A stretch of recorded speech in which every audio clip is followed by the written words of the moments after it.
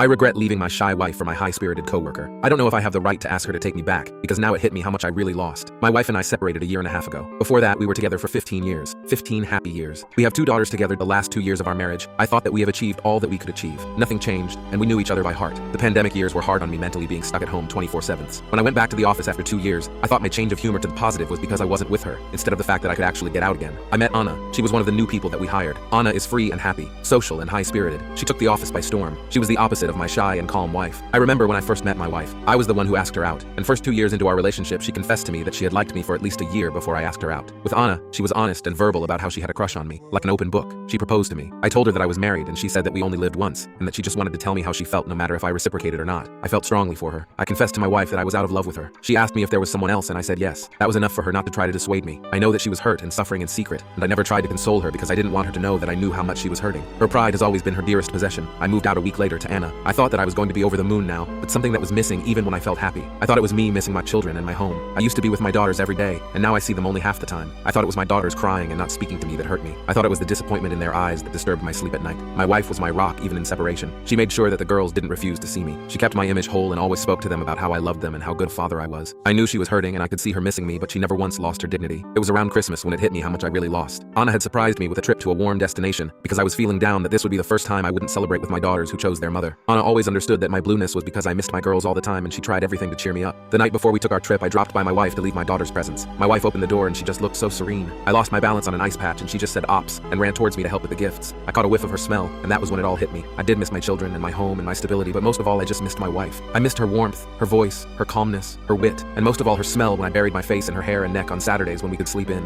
I knew that I never really stopped loving her. She wasn't the reason I went through a dark period. She was the only light that pushed me forward. I have always missed her. I have tried to explain it away because I have this new brilliant girlfriend who is so different, who is teaching me how to be excited again. Every time my wife's face is the first thing I think of when I wake up in the morning and look at the person next to me. And every time Anna kissed me and I closed my eyes to try and imagine my wife's smell, I pushed these thoughts away because I thought of how miserable my life had been these pandemic years. My wife was putting up the Christmas tree, and I asked her if I could stay for a beer, and she said yes. I started crying in our kitchen, and when she asked, I told her that I was missing the girls and how strange it was not to celebrate with them. She comforted me and told me that everything will be okay and to have a nice trip. Change is never easy, even if we want it. Now another Christmas is approaching. Anna has booked a new adventure for Christmas, and I didn't even protest. For the last year, picking the children up or dropping them off has been what I look forward to just to see my wife's face. I have noticed how she has become happier and more in terms with the changes, and I envy her. I wish I could just tell her how I feel, but I don't want to disturb her healing when she's come so far. I love her like I never loved her before, but I don't deserve a moment more of her life after what I did. Update. I have now broken up with Anna. I feel such weight lifting. Maybe it is not a nice thing to do. She doesn't deserve my resentment towards her since I'm the only one to blame for breaking up my marriage, but I can't help but resent her. I hope she will be fine and I wish her luck. I'm not going to bother my wife. I probably need to be alone while trying to sort out my feelings and mental issues. I'm just hoping this would make my girls accept me and my home as their second.